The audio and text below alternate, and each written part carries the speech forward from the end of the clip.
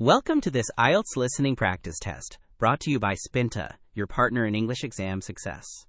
This test simulates the real IELTS listening experience with authentic question types, timing, and difficulty levels you'll encounter on exam day. You'll hear the audio only once, just like in the actual test, so stay focused and keep your pencil ready. Remember to read the questions carefully during the preparation time, and transfer your answers accurately. This practice will help you build confidence, improve your listening skills, and familiarize yourself with the IELTS format. Part 1. Now look at Part 1. You will hear a man telephoning a bicycle shop to arrange a repair. You will now have some time to look at the questions.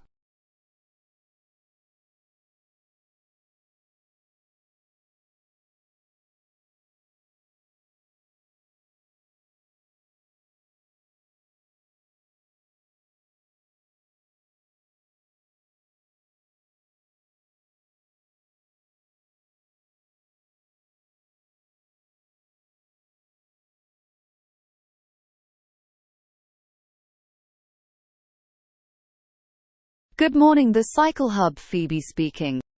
Oh, hello. I'm calling because I need to get my bike repaired. I was hoping to bring it in today if possible. Okay, we should be able to help with that. Can I take your name first, please? Yes, it's Elijah Sutton. Could you spell your surname for me? Of course. It's Sutton. Thank you, Elijah. And what kind of bike is it? It's a mountain bike. It's a Trailfinder 3000 feet. The Trailfinder 3000. Yes, a good model. And what seems to be the problem? It's the gears.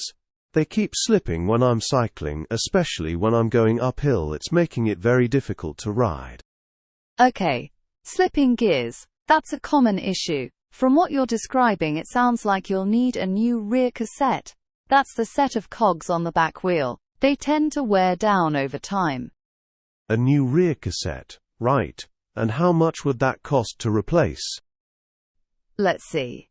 For that model, with the part and the labor included, you'd be looking at about £75. £75. Okay, that sounds fair enough.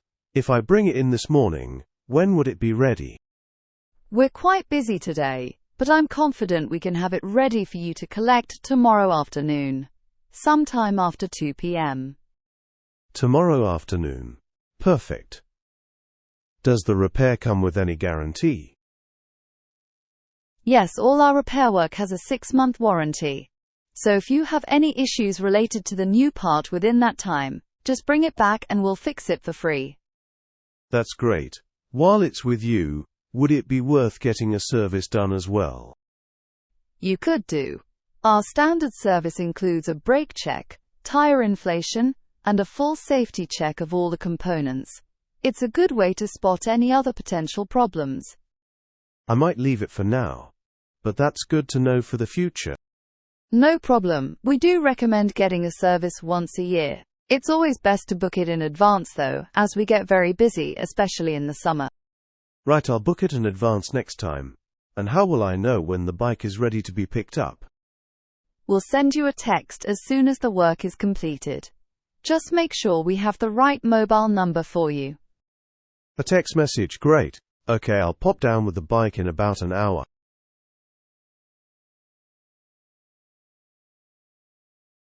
Part 2. Now look at Part 2. You will hear the head of a university department giving a welcome talk to new students on an open day. You will now have some time to look at the questions.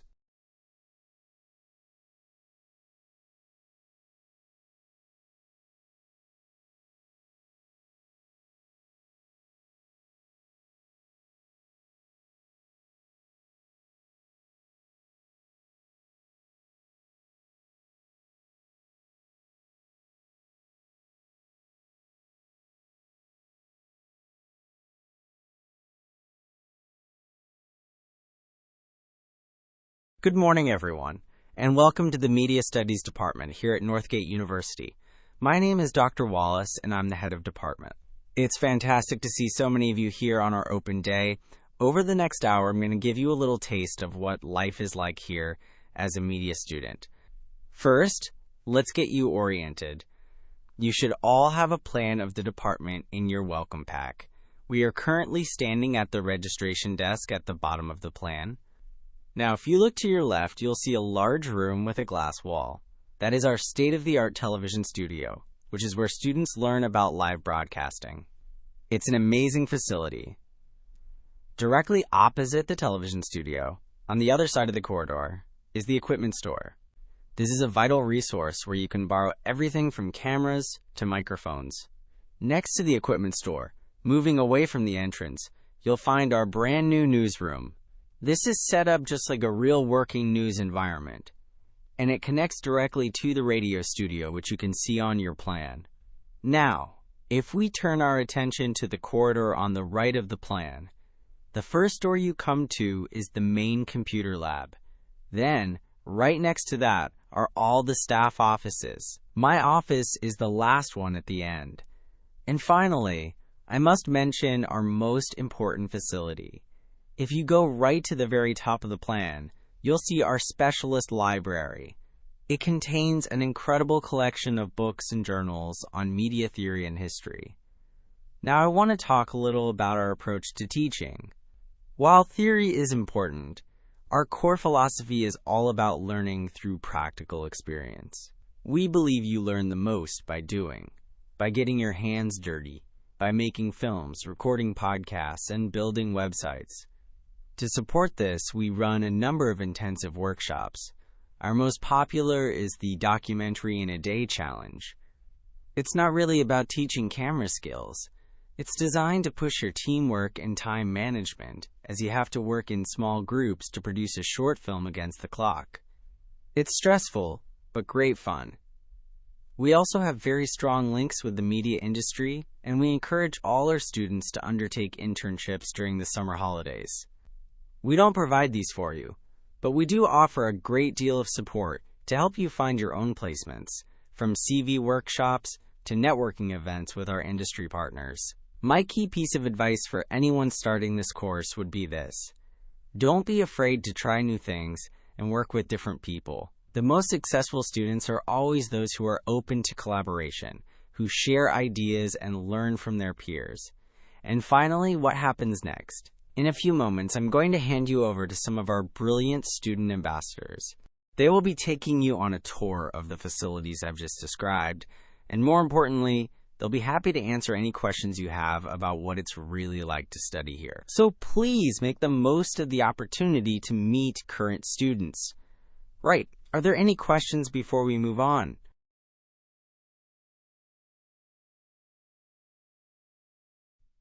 Part 3. Now look at Part 3.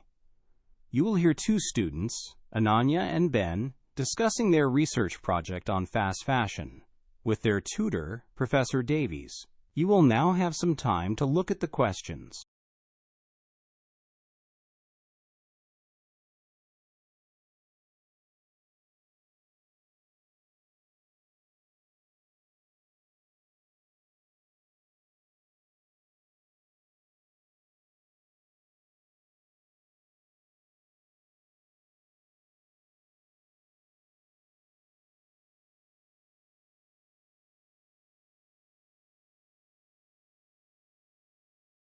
Okay, Ananya, Ben, so you're planning a research project on the topic of fast fashion. Let's talk through your initial list of sources. Thanks, Professor Davies.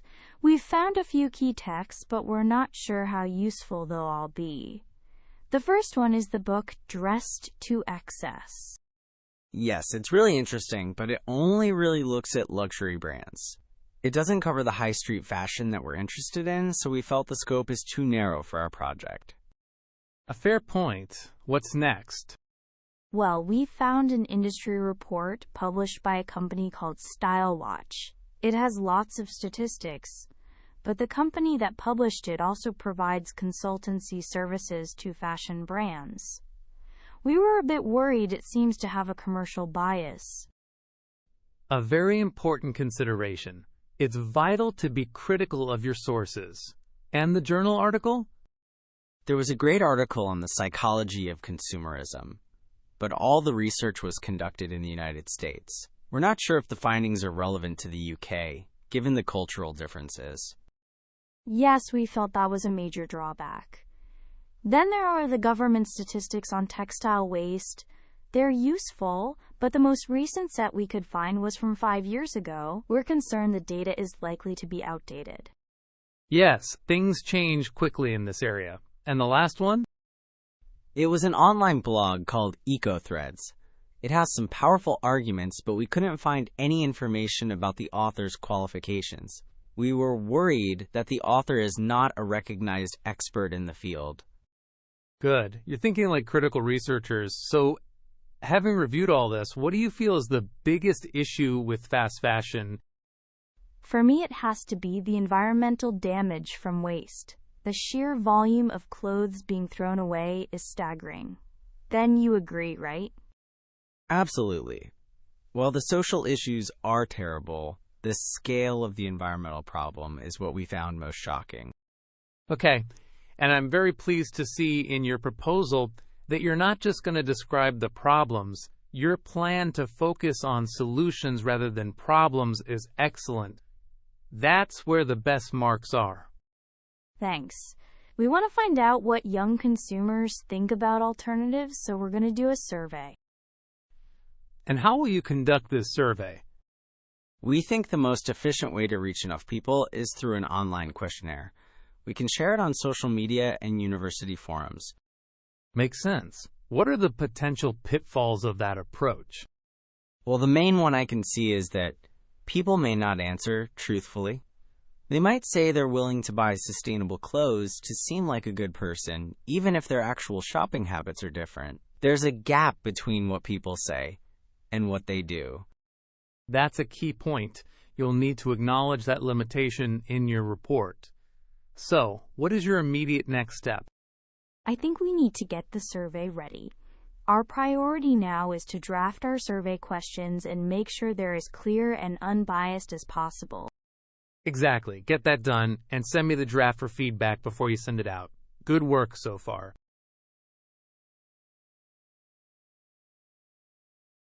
Part 4. Now look at Part 4. You will hear part of a lecture about the history of the Silk Road. You will now have some time to look at the questions.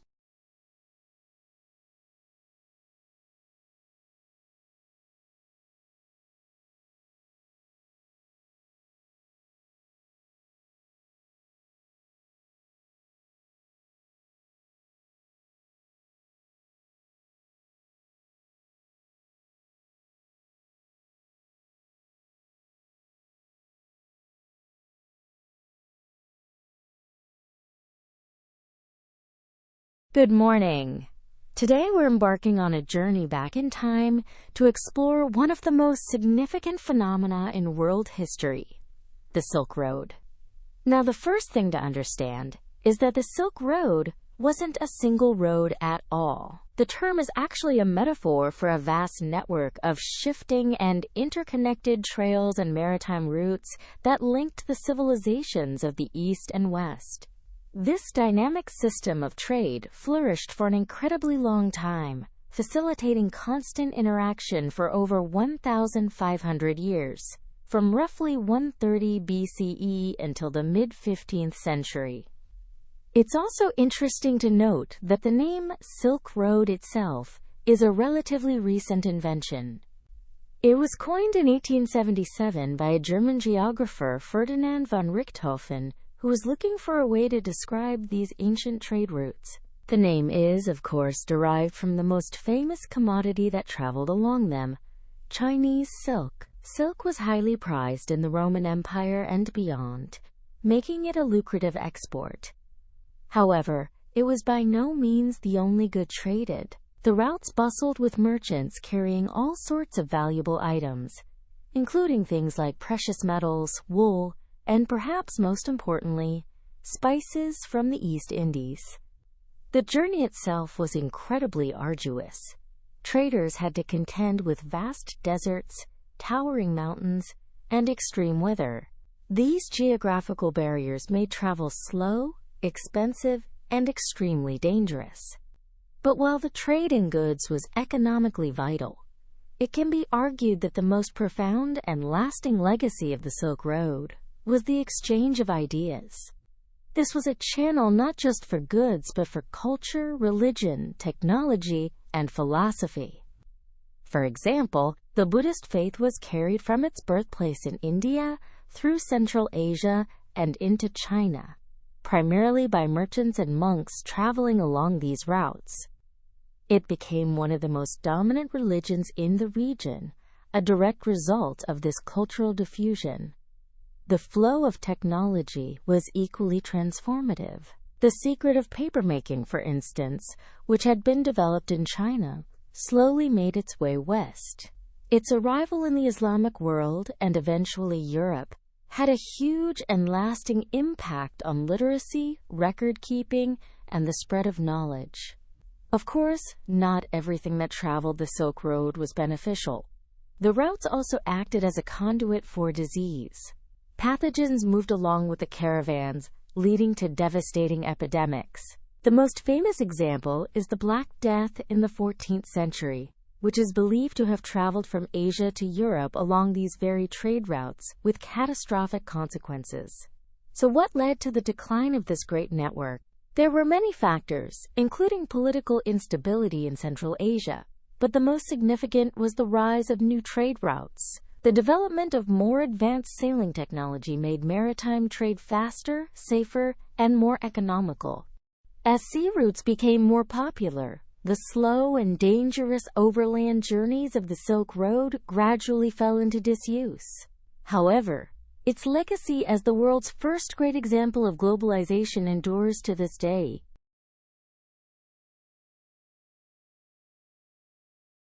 And pencils down. You've survived another IELTS listening marathon. If your brain feels like it just ran a mental obstacle course, congratulations. That means you're doing it right. Want to torture yourself with more tests? We mean enhance your skills? Head to Spinta.org. That's SPINTA.org, where we've got reading, writing, speaking practice, and vocabulary games that are actually fun. Yes, fun and IELTS in the same sentence. We're rebels like that. Thanks for listening with Spinta. Now go treat yourself to something nice. You've earned it. Spinta, push forward, achieve more.